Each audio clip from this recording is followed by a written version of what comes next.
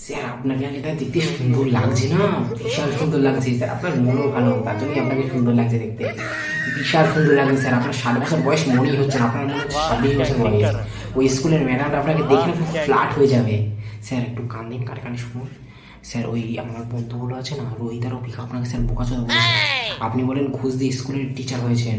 হ্যাঁ স্যার। আর বলছেন যে আপনি রোজ মদ খান, সিগারেট খান, বিড়ি খান, সব কিছু খান।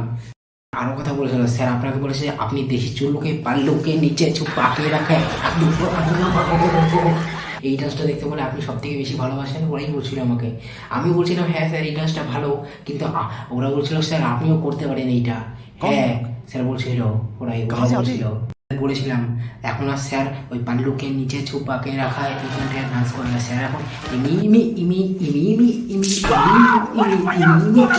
এই গানটায় ডান্স করতে স্যার এখন বেশি ভালোবাসে স্যার। আপনি এই গানটায় ডান্স করেন তো বেশি ভালো করে।